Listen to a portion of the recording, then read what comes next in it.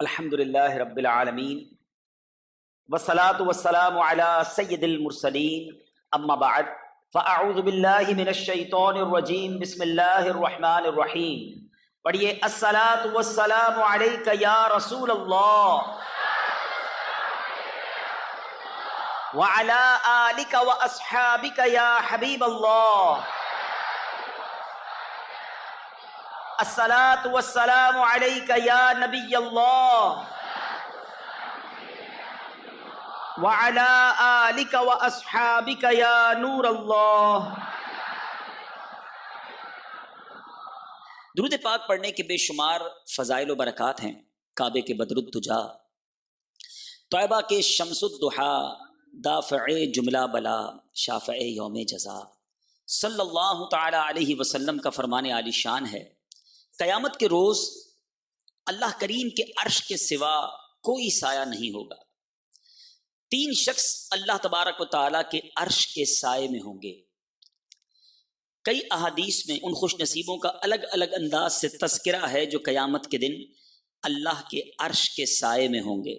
سخت گرمی میں کسی کو کہا جائے کہ تپتی دھوپ میں دوپہر کے وقت بغیر سائے کے یہاں کھڑے ہو جاؤ، تو شاید 5 منٹ کے بعد ہم پسینے سے شرابور ہو جائیں اور کھڑا نہ رہا جائے۔ مگر قیامت کے دن تو زمین تانبے کی ہوگی، سورج 1.25 میل پر ہوگا۔ سمجھنے کی کوشش کریں گرمی کتنی ہوگی۔ العطش العطش، ہائے پیاس، ہائے پیاس کی صدائیں بلند ہو رہی ہوں گی۔ پسینہ اتنا نکلے گا کہ کچھ لوگ تو اپنے پسینے میں ہی ڈبکیاں کھا رہے ہوں گے، اس قدر پسینہ۔ اللہ کے عرش کے سوا سایہ کوئی اور نہ ہوگا، اور رب کے عرش کا سایہ نہ ملا تو ہمارا کیا بنے گا؟ تو ہمیں ان احادیث سے یہ سیکھنا ہے کہ وہ کون خوش نصیب ہیں جنہیں قیامت کے دن اللہ کے عرش کا سایہ ملے گا۔ جو حدیث میں پڑھ رہا ہوں، اس حدیث میں 3 قسم کے لوگوں کا تذکرہ ہے جنہیں اللہ کے عرش کا سایہ ملے گا۔ میں اور آپ یہ چیک کر لیں کہ میرا شمار ان لوگوں میں ہے۔ کیا میں ایسے کام کر رہا ہوں کہ میرا نام ان لوگوں میں آ جائے؟ نمبر 1، میرے آقا فرماتے ہیں وہ شخص جو میرے امتی کی پریشانی دور کر دے، یعنی نبی پاک کے امتی کی، یعنی اپنے کسی مسلمان بھائی کی پریشانی دور کرنا، یہ اللہ کو اتنا پسند ہے کہ اللہ قیامت کے دن اپنے عرش کا سایہ نصیب کرے گا۔ اب میں اور آپ غور کریں کہ ہماری زندگی، ہمارا طرز عمل کیا ایسا ہے کہ ہم لوگوں کی پریشانیاں دور کرتے ہیں؟ کچھ خوش نصیب ہوتے ہیں جو ماشاء اللہ دن رات لوگ ان کے پاس آتے ہیں، وہ پریشانی دور کرتے ہیں، وہ راحت کا سامان کرتے ہیں، وہ حوصلہ دیتے ہیں۔ یاد رکھیے، ہر پریشانی پیسوں سے دور نہیں ہوتی۔ بعض اوقات کوئی پریشان آئے تو کچھ میٹھے بول، کچھ پیاری باتیں ہی پریشانی دور کر دیتی ہے۔ مسکرا کر ملنا ہی اگلے کی پریشانی دور کر دیتا ہے۔ تھوڑا پیٹھ تھپک کر حوصلہ دے انسان، بندہ پھر سے کھڑا ہو جاتا ہے۔ شاعر لکھتے ہیں نا، شربت نہ دیں نہ دیں کریں بات لطف سے، شربت نہ دیں نہ دیں کریں بات لطف سے، یہ شہد ہو تو پھر کسے پرواہ شکر کی ہے۔ آپ شربت نہیں دے سکتے، پیسے سے مدد نہیں کر سکتے، اچھی بات تو کر سکتے ہیں۔ پریشانی دور کرنے والے وہ خوش نصیب ہیں جنہیں اللہ کے عرش کا سایہ ملے گا۔ اور ذرا اس کے اپوزٹ سوچئے، اس کے مد مقابل سوچئے کہ وہ کتنے بد نصیب ہوں گے کہ جو لوگوں کے لیے پریشانی کریٹ کرتے ہیں، پریشانی پیدا کرتے ہیں۔ کچھ لوگ ہیں جو پریشانی دور کرتے ہیں، اور کچھ وہ بد نصیب ہیں جو مسلمانوں کو پریشان کرتے ہیں، روب دکھا کر، گھور کر، جھڑک کر، سلیل کر کے، ظلم کر کے۔ سوچئے، آج تو کر لیں گے پریشان، آج تو کر لیں گے لوگوں کو تکلیف میں مبتلا، قیامت کے دن جب تپتی دھوپ میں کھڑا کر دیا گیا تو اللہ کو کیا جواب دیں گے؟ کیسے برداشت کریں گے؟ اللہ کرے میری اور آپ کی زندگی لوگوں کی خیر خواہی میں گزرتی رہے، اللہ کے بندوں کے لیے آسانیاں پیدا کرنے والے ہم بن جائیں۔ دوسرا کون شخص ہوگا جس کو اللہ کے عرش کا سایہ ملے گا؟ میرے آقا علیہ الصلوۃ والسلام فرماتے ہیں میری سنت کو زندہ کرنے والا۔ سبحان اللہ، مبارک ہو دعوت اسلامی والو، اللہ سلامت رکھے امیر اہل سنت کو، ایسی شاندار تحریک ہمیں دی ہے، ایسا پیارا مدنی ماحول دیا ہے جہاں دن رات سنتوں پر عمل کروایا جاتا ہے۔ امیر اہل سنت کے بارے میں سوچیں کہ کتنی ایسی سنتیں تھیں جو ہم پہلے سنی بھی نہیں تھی۔ پیارے امیر اہل سنت نے خود عمل کیا، ہمیں بتایا، آج لاکھوں ان سنتوں پر عمل کرنے والے نظر آتے ہیں۔ اے امامہ پہننے والو، اے داڑھی رکھنے والو، اے نبی پاک کے طریقے کے مطابق اٹھنے بیٹھنے چلنے پھرنے کھانے پینے والو، تمہیں مبارک ہو۔ نبی پاک کی سنت کو زندہ کرنے والا انشاءاللہ قیامت کے دن اللہ کے عرش کے سائے میں ہوگا. اللہ ہمیں بھی اس عرش کا سایہ نصیب فرمائے. جو سنتوں سے دور زندگی گزار رہے ہیں وہ سوچیں کہ جن کی زندگی میں سنتوں سے دور دور کا تعلق بھی نہیں ہے، نہ چلنا سنت کے مطابق، نہ کھانا سنت کے مطابق، نہ چہرہ سنت کے مطابق، نہ لباس سنت کے مطابق، زندگی میں سنتوں سے دوری ہے، کہیں ایسا نہ ہو کہ اللہ کے عرش کے سائے سے محرومی ہو جائے. تیسرا وہ شخص، میرے آقا فرماتے ہیں جو مجھ پر کثرت سے درود شریف پڑھنے والا ہوگا اللہ کے عرش کا سایہ اسے بھی نصیب ہوگا. تو اے میرے پیچھے اسلامی بھائی، چلتے پھرتے اٹھتے بیٹھتے جتنا ہو سکے درود پاک اپنی زندگی میں شامل کر لیجیے. آپ کی زبان درود پاک سے تر رہنی چاہیے. آپ درود پاک پڑھنا شروع تو کیجئے، یہ تو قیامت کے دن اللہ کے عرش کا سایہ ملے گا نا. درود پاک ایک ایسا وظیفہ ہے، دنیا میں پڑھتے رہو دنیا میں بھی رحمتوں کا سایہ مل جاتا ہے، دنیا میں بھی برکتیں ساتھ ہو جاتی ہیں. حدیث پاک کا مضمون ہے، اللہ کے حبیب فرماتے ہیں کہ جب تک بندہ درود پڑھتا رہتا ہے اس پر اللہ کی رحمتیں برستی رہتی ہیں. ہر وقت رحمتوں کی برسات میں اگر رہنا ہے تو درود پاک پڑھنا چاہیے. آئیے میں بھی نیت کروں اور آپ بھی نیت کریں کہ انشاءاللہ روزانہ کثرت کے ساتھ درود پاک پڑھیں گے. بیٹے اسلامی بھائیوں، اعلیٰ حضرت امام اہل سنت کا 10 شوال المکرم یوم ولادت ہے، اور آج ہم اس عظیم ہستی کا کچھ تذکرہ خیر سنتے ہیں. اللہ تبارک و تعالیٰ نے کتنے کمالات عطا فرمائے. اعلیٰ حضرت امام اہل سنت کی سیرت کے جس پہلو پر بھی نظر دوڑائی جائے کبھی کبھی تو عقل حیران ہو جاتی ہے کہ اللہ نے ایک ہستی میں، ایک پرسنالٹی میں کتنے کمالات عطا فرمائے. اعلیٰ حضرت امام اہل سنت کو اگر ایک جملے میں کوئی پوچھنا چاہے، اگر کوئی ایک لفظ میں سمجھنا چاہے کہ اعلیٰ حضرت کی ہستی کیا تھی، تو سبحان اللہ بہت خوبصورت نعرہ ہند میں لگایا جاتا ہے، عشق و محبت، عشق و محبت، اعلیٰ حضرت، اعلیٰ حضرت. آپ نبی پاک علیہ الصلوۃ والسلام کے عشق میں فنا، اور ایک ایسی ہستی ہیں جن کی ساری زندگی پیارے آقا علیہ الصلوۃ والسلام کے عشق میں رہی. نبی پاک پر سب کچھ اپنا قربان کرنے کے لیے ہر وقت تیار رہتے، لیکن عشق رسول کے ساتھ ساتھ اور عشق رسول ہی کی وجہ سے نبی پاک کی سنتوں پر جو عمل کا جذبہ، پیارے آقا کے کردار کی گویا تصویر بننے کا جو جذبہ اعلیٰ حضرت کی سیرت میں ملتا ہے، آج ہم کردار اعلیٰ حضرت کو اس نیت سے سنتے ہیں. اللہ تعالیٰ تربت اعلیٰ حضرت پر کروڑوں انوار و تجلیات کی بارش برسائے. سیدی اعلیٰ حضرت کا فیضان ہم سب کو نصیب فرمائے. خلیفہ اعلیٰ حضرت حضرت مولانا سید ایوب علی رضوی رحمۃ اللہ تعالی علیہ کا بیان ہے کہ ایک صاحب اعلیٰ حضرت امام اہل سنت کی خدمت میں حاضر ہوا کرتے، اور کبھی کبھی اعلیٰ حضرت بھی ان کے یہاں تشریف لے جایا کرتے. تو ایک مرتبہ اعلیٰ حضرت ان کے گھر پر تشریف فرما تھے کہ ایک غریب محلے میں رہنے والا ایک غریب انسان ٹوٹی پوٹی پرانی جو چارپائی تھی جو صحن میں کنارے پر پڑی رہتی تھی، اس پہ بڑا جھجکتے ہوئے بیٹھا. اس شخصیت کے گھر میں آیا اور آ کر کونے میں ٹوٹی ہوئی چارپائی پر بیٹھ گیا. صاحب خانہ نے بڑے، جس کو آپ کہیں نا کڑے تیور سے، بڑے غصے کی نگاہ سے اس کو دیکھنا شروع کیا کہ غریب اور فقیر آدمی وہ کیسے چارپائی پر بیٹھ گیا. جیسے آج کل کئی لوگ ہوتے ہیں جو اپنے ساتھ کسی غریب کو بیٹھے دیکھنا پسند نہیں کرتے. وہ سمجھتے ہیں کہ غریب ہو، مسکین ہو، زمانے میں جس کا کوئی نام نہ ہو وہ ہمارے برابر میں نہیں بیٹھ سکتا. اعلیٰ حضرت یہ سب دیکھ رہے تھے. وہ شخص جس طرح اس امیر آدمی نے جس طرح اس غریب کو دیکھا، غریب بیچارہ سہم گیا اور واپس چلا گیا. اعلیٰ حضرت کو بہت فیل تو ہوا مگر امام اہل سنت نے کچھ فرمایا نہیں. اور کچھ دنوں کے بعد اب وہی شخصیت اعلیٰ حضرت کے یہاں آئے. اعلیٰ حضرت نے اپنی چارپائی پر قریبی اسے بٹھا لیا. وہ بیٹھے ہی تھے کہ تھوڑی دیر میں کریم بخش نامی حجام، باربر جو ہوتے ہیں بال کاٹنے والا، وہ بھی آیا. تو اعلیٰ امام اہل سنت کا وہ خط بنانے کے لیے آئے تھے. وہ فکر کر رہے تھے میں بیٹھوں کدھر، اعلیٰ حضرت بیٹھے ہیں، ساتھ شخصیت بیٹھی ہیں. وہ غریب آدمی تھا. امام اہل سنت نے فرمایا کریم بخش بھائی کیوں کھڑے ہیں، مسلمان آپس میں بھائی بھائی ہیں، آپ انصاف کے برابر میں بیٹھ جائیے. اب وہ بندہ جو اپنے کمرے میں کسی کو بٹھانے کے لیے گویا تیار نہیں تھا، اعلیٰ حضرت نے ایک حجام کو، ایک بال کاٹنے والے شخص کو ان کے برابر میں بیٹھنے کا کہا. اب ان صاحب کی غصے میں زبردست کیفیت بنی اور فوراً اٹھ کر چلے گئے، اور اس کے بعد اعلیٰ حضرت کے پاس کبھی نہ آئے. میرے میٹھے اسلامی بھائی، یہ پریکٹیکل وہ تربیت ہے جو اعلیٰ حضرت نے ان صاحب کی بھی کرنے کی کوشش کی، اور آج ہم سب کے لیے شاندار میسج ہے. علماء کرام نے تکبر کی جو چند مثالیں پیش کی، ہمیں بتائیں، سکھائیں کہ یہ بھی تکبر کی ایک علامت ہے کہ انسان اپنے سے کمتر کسی کو سمجھے اور اپنے برابر میں بیٹھنے کو پسند نہ کرے کہ یہ میرے برابر میں کیسے بیٹھ گیا۔ بدقسمتی سے آج تکبر اتنا عام ہو گیا ہے، حالانکہ یہ گناہ کبیرہ جہنم میں لے جانے والا کام ہے۔ وہ حدیث شاید ہم میں سے سب کو یاد ہوگی جس کا مضمون ہے کہ جس کے دل میں رائی کے دانے کے برابر تکبر ہو وہ جنت میں داخل نہیں ہوگا۔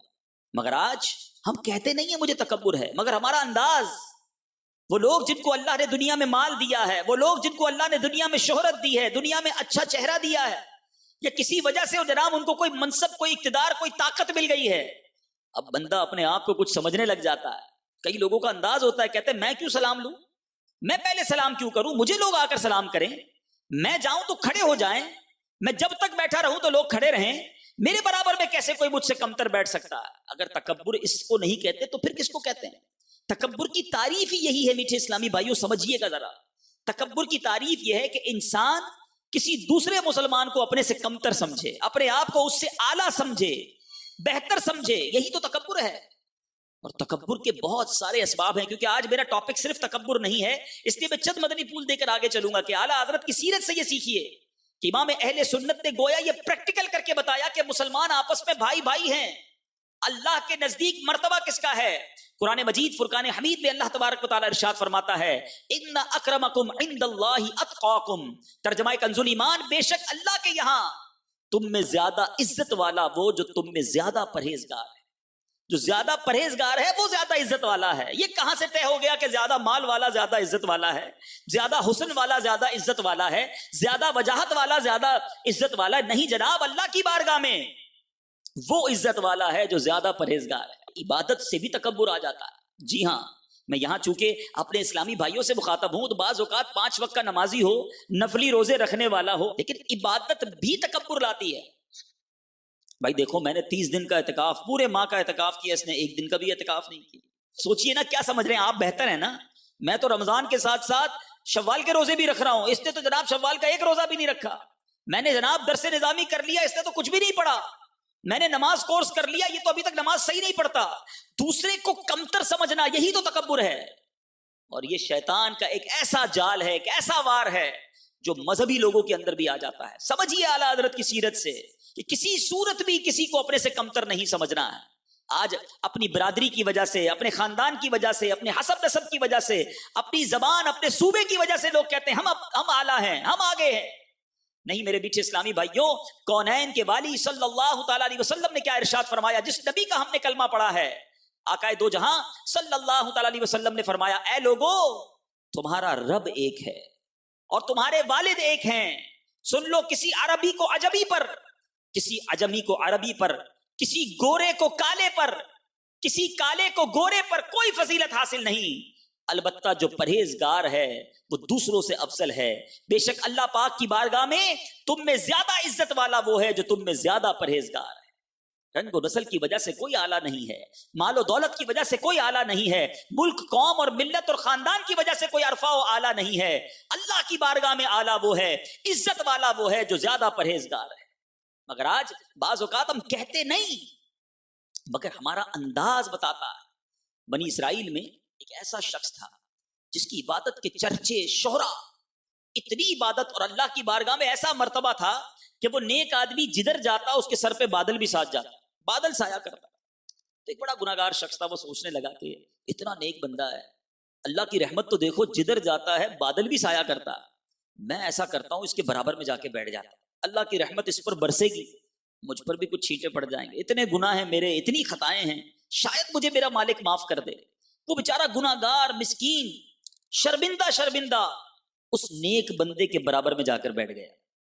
اب جب برابر میں جا کر بیٹھا تو وہ نیک شخص تھا تو اس وقت تک نیک، مگر تکبر شیطان نے دل میں داخل کر دیا۔ اس گناہگار سے کہتا، تم اور میرے برابر میں اتنے سارے گناہ، تو زمانے کا بدنام اور میں اللہ کا مقرب بندہ، تو میرے برابر میں کیسے بیٹھ گیا؟ چل کھڑا ہو ادھر سے۔ اس نیک بندے نے، نیک کہلانے والے شخص نے اس مسکین، عاجز اور نادم، کیونکہ وہ ندامت کے ساتھ آیا تھا نا، اچھی نیت سے آیا تھا، اس بندے کو کھڑا کر دیا۔ وہ بیچارہ اپنا سا منہ لے کر چلنے لگا۔ مگر مدنی چینل کے ناظرین اور عالمی مدنی مرکز فیضان مدینہ میں جمع ہونے والے عاشقان رسول، آپ جانتے ہیں کیا ہوا؟ جب وہ گناہگار شخص کھڑا ہوا جس کو کوئی نہیں جانتا تھا، وہ بادل جو نیک بندے کے سر پر سایہ کیا کرتا تھا اب اس گناہگار کے ساتھ چلنے لگ گیا. اللہ تعالیٰ نے اس زمانے کے نبی پر وحی بھیجی کہ جا کر اس گناہگار اور اس نیکوکار دونوں بندوں سے کہہ دیجئے آج سے اپنا عمل دوبارہ سے شروع کریں. گناہگار کی نیت اچھی تھی، ندامت تھی، شرمندگی تھی، اللہ کی بارگاہ میں توبہ کرنا چاہتا تھا، ایک نیک بندے کے ساتھ بیٹھ کر برکت لوٹنا چاہتا تھا. اللہ کو اس کی عاجزی اتنی پسند آئی کہ اس کے پچھلے سارے گناہ معاف کر دیے. اب دوبارہ سے اپنے اعمال شروع کرے اور اس نیک بندے کو بتا دیجئے کہ تیری نیکی کی وجہ سے بادل تیرے ساتھ چلتا تھا، مگر اب تو نے تکبر کیا، تیرے سارے نیک اعمال برباد کر دیے گئے. اب اپنا عمل دوبارہ سے شروع کر دو. سوچیے میٹھے اسلام، لمحہ بھر کا تکبر، ایک گھڑی کا تکبر زندگی کے پچھلے سارے اعمال برباد کر سکتا ہے. مگر آج ہم سوچیں کہ نہ جانے کتنی بار تکبر کر جاتا ہے. کبھی کسی خاندان کے فرد کو دیکھ کر کہ دیکھو وہ تو غریب ہی رہ گیا، وہ تو پیچھے ہی رہ گیا، وہ آگے ہی نہیں بڑھ سکا، آتا ہی کچھ نہیں ہے، پڑھائی لکھائی بھی نہیں کی، جاہل کا جاہل رہا. میرے بچوں کو دیکھو کتنا آگے بڑھ گئے، مجھے دیکھو میں نے محنت کی میں کہاں پہنچ گیا. اپنے دل سے پوچھئے، کسی کو کمتر سمجھنا یہی تو تکبر ہے نا. اللہ کرے دل میں اتر جائے میری بات. فیضان رضا کے ذریعے اپنے دل میں یہ بات اتاریے کہ ہمیں کسی پر برتری نہیں جھاڑنے کی ضرورت ہے. کوئی بھی بیٹھے ہمارے برابر میں میرے آقا کا امتی ہے، کیا معلوم یہی رب کی بارگاہ میں مجھ سے زیادہ مقبول ہو، کیا معلوم یہی اللہ کا نیک بندہ ہو. اللہ نے اپنے ولیوں کو بندوں میں چھپا کے رکھا ہے نا. ہمیں نہیں پتا یہ مسکین جیسے کپڑے پہنے، پرانے کپڑے پہنے، جس کے بال بھی بکھرے ہوئے ہیں، جو دکھنے میں بھی اتنا جناب خوبصورت نہیں ہے، کیا معلوم اللہ کی بارگاہ میں اس کا کیا مرتبہ. ہر مسلمان کی عزت کیجیے، ہر مسلمان کو محبت سے ملیے، یہی اسلام کی پسندیدہ عمل ہے. بہرحال میرے میٹھے اسلامی بھائیوں، یہ تو ایک بات ہوئی نا، اعلیٰ حضرت کے مساوات کا درس، اعلیٰ حضرت کی ماشاءاللہ عاجزی اور انکساری. پھر اعلیٰ حضرت کا ایثار کیسا تھا، سبحان اللہ. ایک صاحب اعلیٰ حضرت امام اہل سنت کی بارگاہ میں ایک پارسل آیا بڑا خوبصورت سا، اس پہ ایک خوبصورت رضائی تھی، ایک بڑی سی چادر جس کو کہہ لیں، تھوڑی سی موٹی سی رضائی یا جس کو شال کہہ لیں. تو مولوی امجد رضا خان صاحب کا بیان ہے کہ جب وہ پارسل بریلی پہنچا تو میں بھی حاضر خدمت تھا. جب اعلیٰ حضرت نے پارسل کھولا، اس میں رضائی نکلی تو اعلیٰ حضرت اس کو دیکھ کر بڑے خوش ہوئے، بڑی خوبصورت، بڑی نفیس کپڑے کی، مہنگی. اور جب اعلیٰ حضرت نے پہنی نا تو جتنے لوگ وہاں موجود تھے سب بہت خوش ہوئے کہ کیا کمال کا تحفہ بھیجا ہے، بڑا شاندار، بہترین، مہنگا. اعلیٰ حضرت نے وہ رضائی اوڑھ لی. تو اعلیٰ حضرت نے جب اس کو بڑے لوگوں کے اصرار پر اسے اوڑھا اور اپنی مسند پر، اپنی مسحری پر تشریف فرما ہوئے، تو حضرت امجد رضا صاحب کہتے ہیں کہ میری زبان سے بے ساختہ نکل گیا کہ واقعی بہت عمدہ ہے، لیکن یہ نوجوانوں کے لائق ہے. اعلیٰ حضرت نے جب یہ سنا تو امام اہل سنت نے کہا کہ اب تم اوڑھ لو، مجھے عطا فرما دی. میں نے کہا حضور میں نے اس غرض سے یہ جملہ نہیں کہا تھا، بس زبان سے نکل گیا. اعلیٰ حضرت نے اصرار مجھے عنایت فرمائی اور فرمایا میری خوشی اسی میں ہے. فوراً، یعنی ابھی پہنی اور ابھی کہتے مجھے عطا فرما دی. یہ اللہ والوں کا حصہ ہے کہ اپنی پسند کی چیز دوسرے کو دے دینا. ایثار جملہ تو بہت سنا ہے ہم نے، انگریزی میں کہتے ہیں سیکریفائس. ایثار کی تعریف کیا ہے؟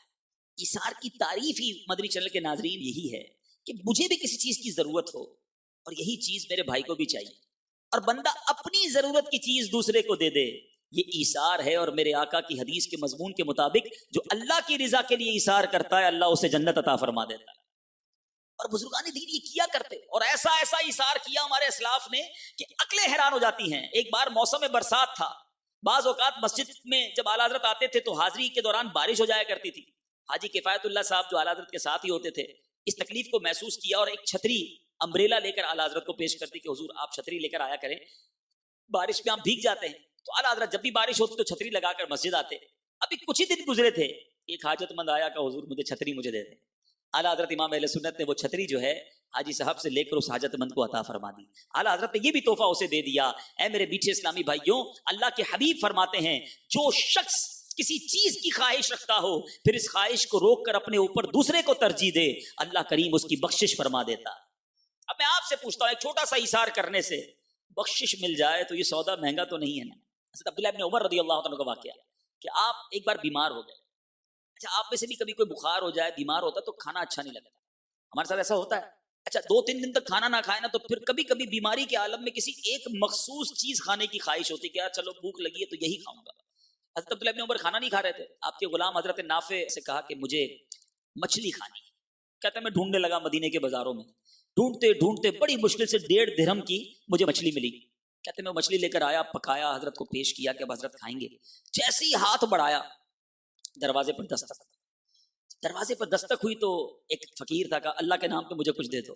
حضرت عبداللہ ابن عمر کہتے ہیں ایسا کرو یہ مچھلی جا کے اسے دے دو. حضور کمال کرتے ہیں, آپ نے مچھلی کھانے کی فرمائش کی, میں کتنی مشکل سے ڈھونڈ کر لایا ہوں, تم فقیر کو کچھ پیسے دے دیتے ہیں, یہ مچھلی دینے کی کیا ضرورت ہے. حضرت نے فرمایا میں کہہ رہا ہوں جا کے یہ مچھلی اسے دے دو. تھے تو غلام ہی, اٹھائی مچھلی اور جا کے اس فقیر کو دے دی. لیکن محبت بڑی کرتے تھے حضرت سے, تو اس فقیر کے پیچھے گئے حضرت نافع رحمۃ اللہ تعالی علیہ, اور جا کر کہا بھائی 1.5 درہم لے لو, یہ مچھلی واپس مجھے دے دو. پیسے دیے اس فقیر کو, مچھلی خریدی, پھر لا کر دسترخوان پہ رکھ دی, کہا حضور اب کھا لیں. حضرت نے کہا یہ کدھر سے آئی؟ کہا حضور میں نے اس فقیر سے ایسے ہی واپس نہیں لی, اس کو پیسے دے کر خرید کر لایا ہوں, اب تو کھا لیجئے. حضرت عبداللہ ابن عمر فرماتے ہیں کہ اب جاؤ واپس مچھلی دے کر آؤ, اور وہ پیسے بھی واپس نہیں لینا.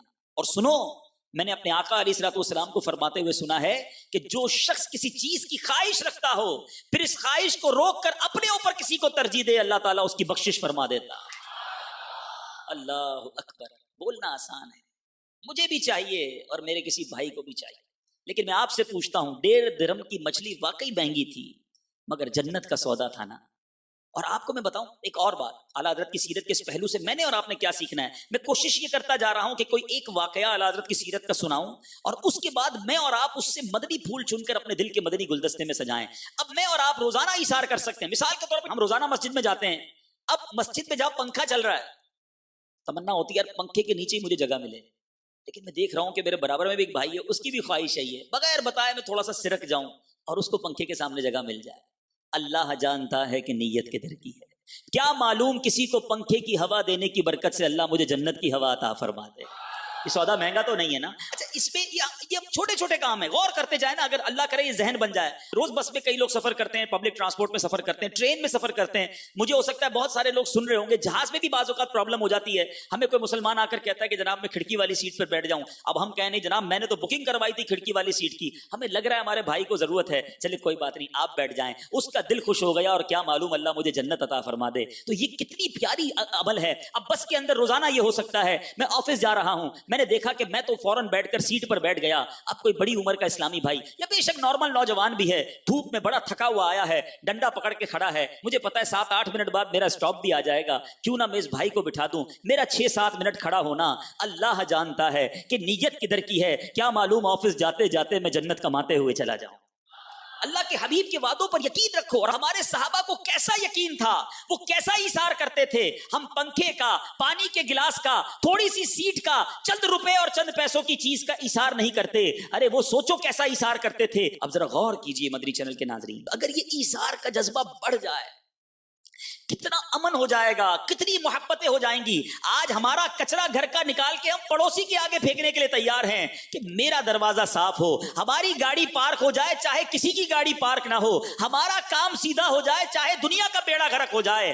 آج مائنڈ سیٹ یہ بنا ہوا ہے, آج ذہن یہ بنا ہوا ہے. اور ہمارا اسلام کیا سکھاتا ہے کہ دوسرے کا بھلا ہو جائے, دوسرے کو دے دو, اسے خوش کر دو, سب کا بھلا, سب کی خیر, سب کے بھلے میں اپنی خیر. یہ اسلام کی تعلیمات ہیں. ذرا سوچئے اگر سارے مسلمان ایثار کرنے والے بن جائیں, اللہ نے انعام کتنا بڑا عطا کر دیا.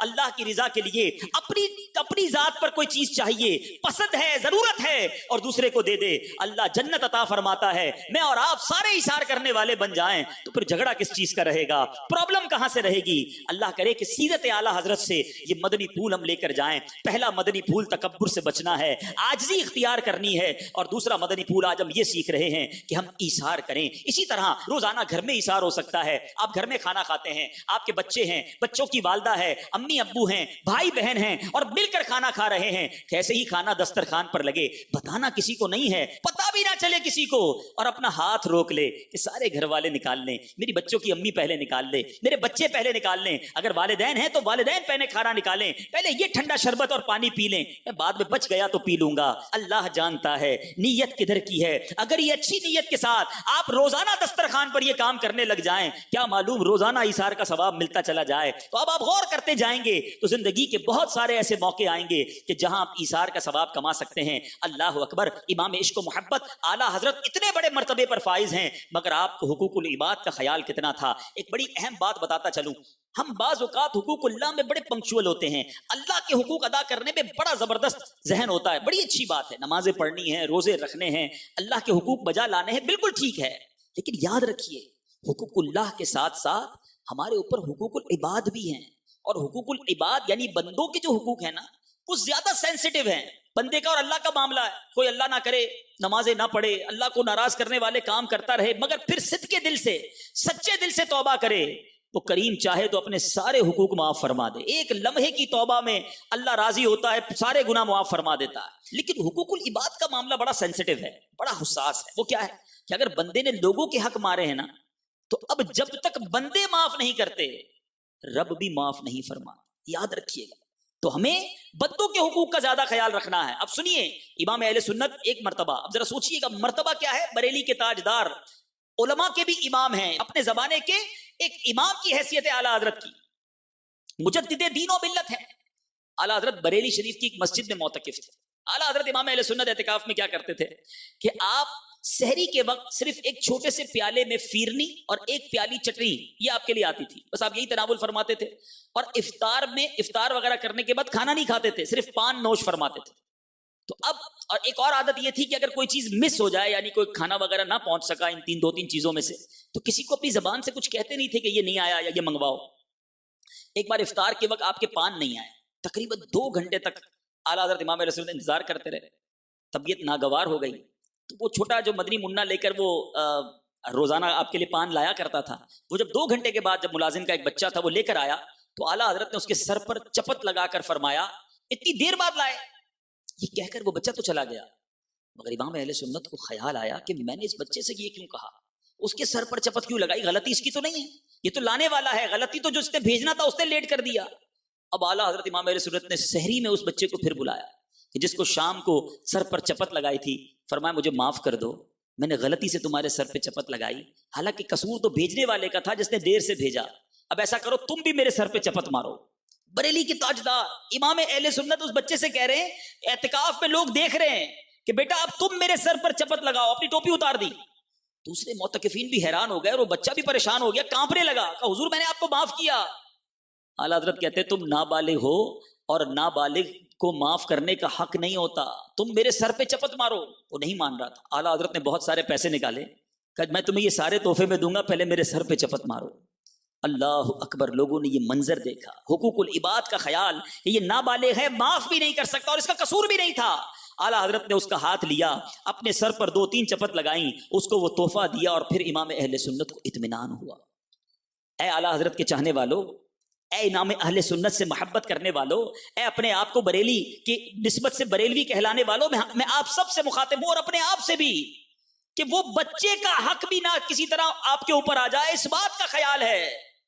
اور آج یار لوگ لاکھوں روپے لوگوں کے ہڑپ کر جاتے ہیں، کسی کی زمین پر قبضہ کر لیا، کسی کا دل دکھا دیا، کسی کو ظلم کر دیا، احساس ہی نہیں کہ یار اللہ کی بارگاہ میں اگر یہ کھڑا ہو گیا تو میں کیا جواب دوں گا.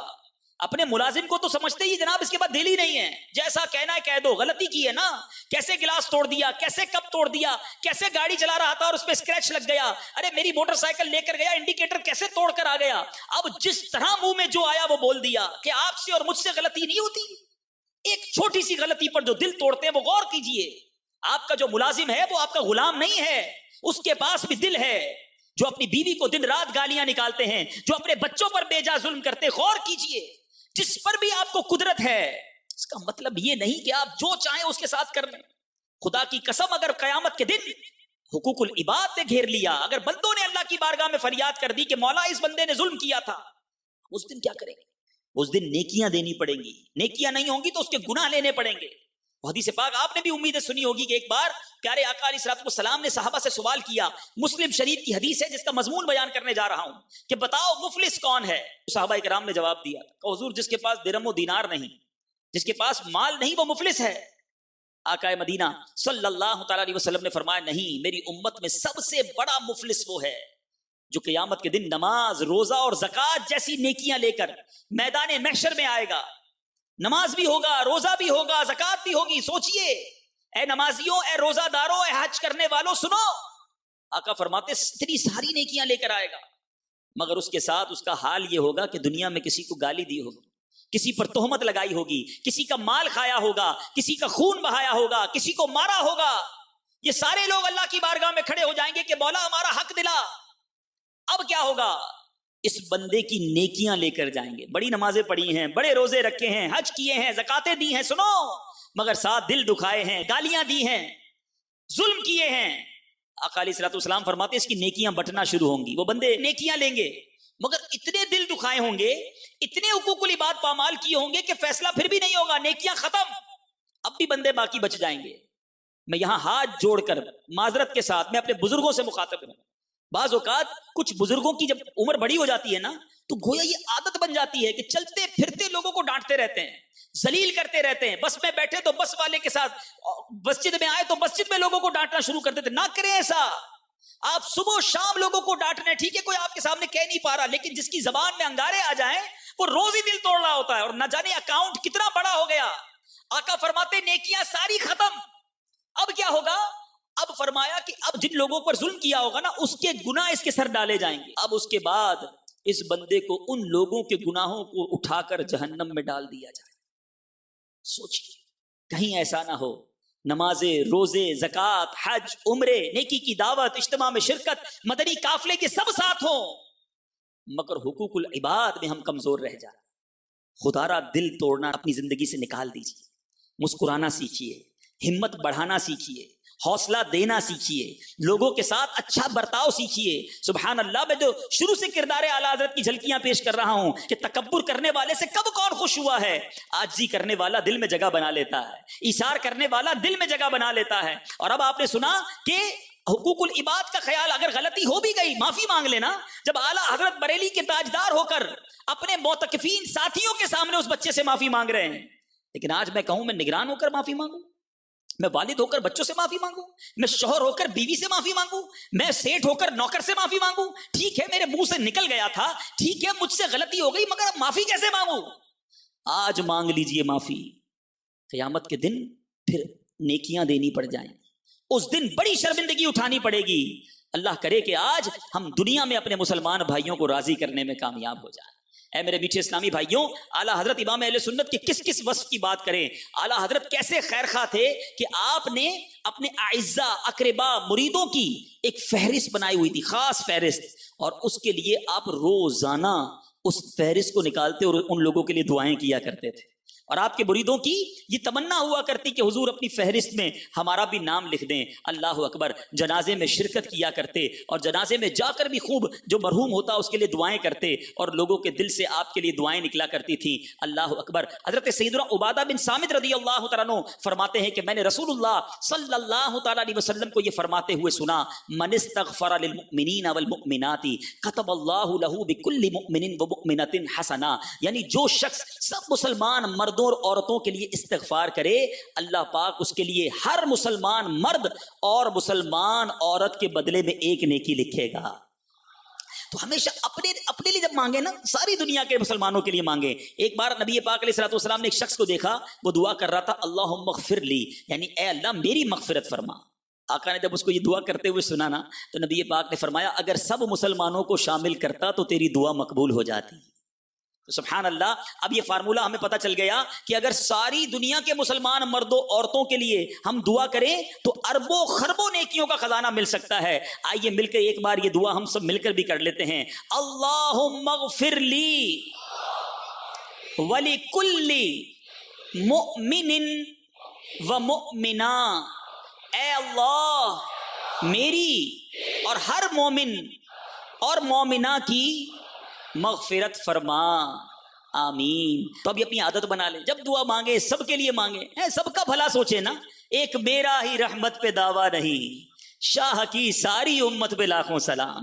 تو بہرحال سیدی اعلیٰ حضرت وہ عظیم ذات ہیں کہ جس سمت آ گئے ہیں سکے بٹھا دیے ہیں. کس کس بات کی، یعنی میں سوچ رہا تھا کہ سیدی اعلیٰ حضرت پر اگر بیان کرنا ہو تو 40 45 50 منٹ تو کہتے ہیں داڑھ بھی گیلی نہیں ہوگی. اتنی ساری باتیں ہیں. اعلیٰ حضرت کے کردار پر ہی بات کرتے چلے جائیں اور آپ کی علمی خدمات، اللہ اکبر، کیسی کیسی آپ نے تصانیف لکھی. قرآن پاک کا وہ شاہکار ترجمہ کیا کنز الایمان شریف، جو آج بھی رہتی دنیا کے لیے ایک ایسا سنہرا تحفہ ہے کہ امت آج بھی آپ کی شکر گزار ہے. شاعر لکھتے ہیں نا، احمد رضا کا تازہ گلستان ہے آج بھی، احمد رضا کا تازہ گلستان ہے آج بھی، خورشید علم ان کا درخشاں ہے آج بھی، سب ان سے جلنے والوں کے کل ہو گئے چراغ. احمد رضا کی شمع فروزاں ہے آج بھی، خدمت قرآن پاک کی وہ لاجواب کی، خدمت قرآن پاک کی وہ لاجواب کی، راضی رضا سے صاحب قرآن ہے آج بھی. امیر اہل سنت کیسے عاشق اعلیٰ حضرت ہیں. آپ کا کون سا بیان، آپ کا کون سا مدنی مذاکرہ ہے جس میں ذکر رضا نہ ہوتا ہو. بلکہ امیر اہل سنت نے تو کنز الایمان شریف کو ایسا دعوت اسلامی والوں کو گھول کر پلایا، اپنے مدنی انعام میں شامل فرما دیا کہ روزانہ کم از کم 3 قرآن پاک کی آیات ترجمہ کنز الایمان اور تفسیر قرآن کے ساتھ پڑھا جائے. سبحان اللہ، اعلیٰ حضرت کے فیضان کو کیا کیسے بیان کیا جا سکتا ہے. سبحان اللہ، آپ نے علماء کرام کے لیے تحفہ فتاوی رضویہ شریف کی صورت میں عطا کیا. آج بھی بڑے بڑے علماء فتاوی رضویہ شریف سے اپنے لیے استنباط کرتے ہیں، اپنے فتاوی کے لیے اس کی طرف رجوع کرتے ہیں اور عقلیں حیران ہیں کہ ایک شخصیت کو اللہ کریم نے کیسے کیسے علوم عطا فرمائے. اور سبحان اللہ، اعلیٰ حضرت کی بات ہو اور عشق رسول کی بات نہ ہو. اگر اعلیٰ حضرت کے عشق رسول کی جھلک دیکھنی ہے تو آپ شاندار مایا ناز تصنیف جو ہے جس میں آپ نے اپنا نعتیہ دیوان لکھا، ہدایت بخشش، اللہ اکبر، پڑھتے جائیے اور گویا عشق رسول کے سمندر میں غوطے لگاتے جائیے. امیر اہل سنت کئی بار اپنے بیانات میں، اپنے مدنی مذاکروں میں اعلیٰ حضرت کے اشعار پڑھا کرتے ہیں، ترغیب دلایا کرتے ہیں. بلکہ اعلیٰ حضرت سے کیسی قلبی اٹیچمنٹ ہے کہ امیر اہل سنت نے اپنے نعتیہ دیوان کا نام بھی وسائل بخشش رکھا. ہدایت بخشش کا گویا وہ فیضان ہے. اور ہدایت بخشش کے ایک ایک کلام کی اگر بات کرنے چلیں تو ظاہر ہے وقت بہت تھوڑا ہے، مگر میں 2 کلام کو مختصر عرض کر کے بیان کو اختتام کی طرف لاتا ہوں کہ اعلیٰ حضرت امام اہل سنت کو نبی پاک سے محبت کا عالم کیا تھا. آج بھی اعلیٰ حضرت انسٹیٹیوٹ ہیں. جی ہاں، اگر آج بھی کسی کو سیکھنا ہے کہ سرور کائنات سے محبت کیسے کرنی ہے، پیارے آقا پر فدا کیسے ہونا ہے، مدینے کی حاضری کا انداز کیا ہو، اعلیٰ حضرت کو پڑھے. اعلیٰ حضرت امام عشق و محبت ہیں. مگر جب اس بریلی کے تاجدار کو خود زیارت مدینہ ہوئی ہوگی، جب یہ خود مدینے کے سفر پر گئے ہوں گے، ان کا اپنا عالم کیا ہوگا. دل میں یہ ٹھانی تھی کہ اس بار نبی پاک علیہ الصلوۃ والسلام کے روضے پر جا کر آقا سے دیدار کی بھیک مانگنی ہے اور نبی پاک کے دیدار سے آنکھوں کو فیضیاب کرنا ہے. ساری رات درود پاک پڑھتے رہے، ساری رات پیارے آقا کے روضے پر حاضر رہے کہ نبی پاک کرم فرمائیں گے. مگر کبھی کبھی عاشق کو تڑپایا بھی جاتا ہے. اعلیٰ حضرت نے ساری رات درود پاک پڑھے، سنہری جالیوں پر کھڑے رہے، دیدار نہ ہوا، قلم رضا اٹھا. بے قرار ہو کر اعلیٰ حضرت نے کیا کلام لکھا. آپ لکھتے ہیں، وہ سوئے لال ازار پھرتے، وہ سوئے لال ازار پھرتے ہیں، تیرے دن اے بہار پھرتے ہیں، ہر چراغ مزار پر قدسی کیسے پروانہ وار پھرتے ہیں. اس گلی کا گدا ہوں میں جس میں مانگتے تاجدار پھرتے ہیں. اور انکساری کرتے ہوئے لکھتے ہیں، کوئی کیوں پوچھے تیری بات رضا، تجھ سے کتے ہزار پھرتے ہیں.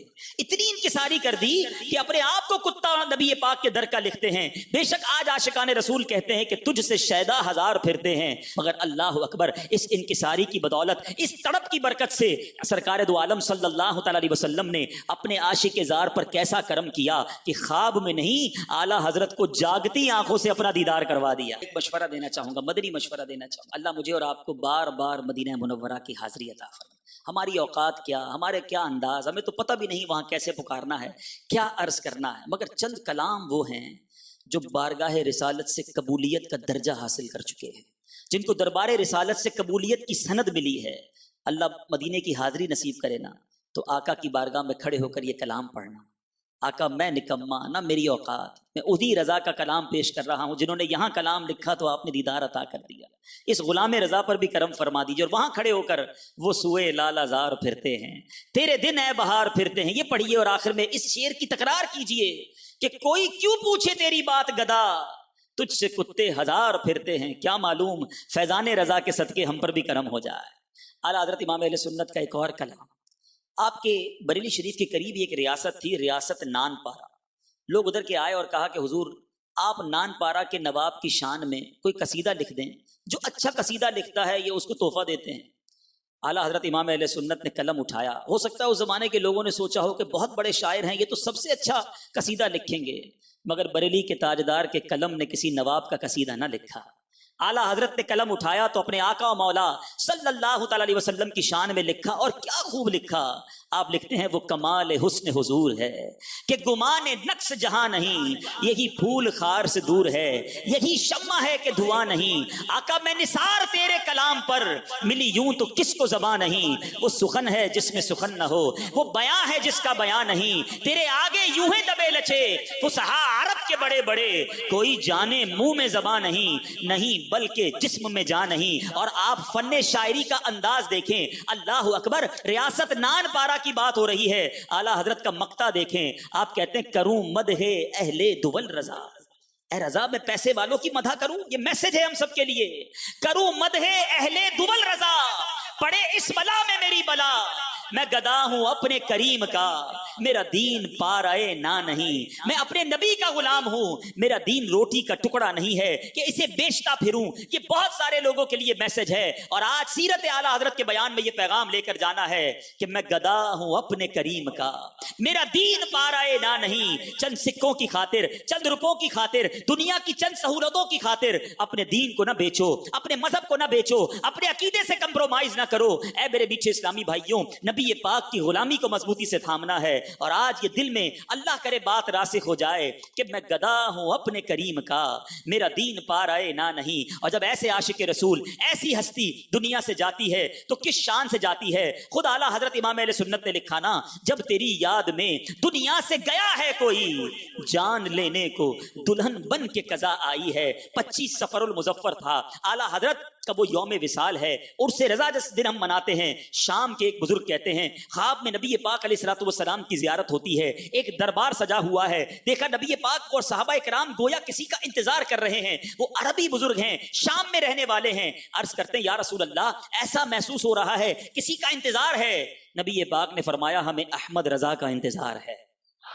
ان کی آنکھ کھلتی ہے، اب وہ حیران ہو گئے، بلکہ نبی پاک علیہ الصلوۃ والسلام سے انہوں نے عرض کی حضور یہ احمد رضا کون ہیں؟ پیارے آقا نے خواب میں بتایا ہندوستان میں بریلی کے باشندہ ہیں۔ ان کی آنکھ کھل گئی، کہا ایسی عظیم ہستی جس کا انتظار دربار رسالت میں ہو رہا ہے، شام سے ہندوستان کا سفر کیا، بریلی پہنچے، اعلیٰ حضرت کے بارے میں معلومات کی، لوگوں نے کہا کہ ان کا تو وصال ہو گیا، پچھلے دنوں دنیا سے پردہ فرما گئے۔ کب بتاؤ دن کون سا تھا؟ بتایا 25 سفر۔ اچھا بتاؤ وقت کون سا تھا؟ جب وقت معلوم کیا، حساب لگایا تو شامی بزرگ نے اب بتایا کہ یہ وہی وقت تھا جب خواب میں دربار رسالت میں نے یہ منظر دیکھا، اعلیٰ حضرت کا گویا دربار رسالت میں انتظار ہو رہا ہے۔ سبحان اللہ، اعلیٰ حضرت وہ شعر لکھ کر گئے، اور اس کی کیسے مصداق بنے کہ یا الہی جب رضا خواب گراں سے سر اٹھائے، یا الہی جب رضا خواب گراں سے سر اٹھائے، دولت بیدار عشق مصطفیٰ کا ساتھ ہو۔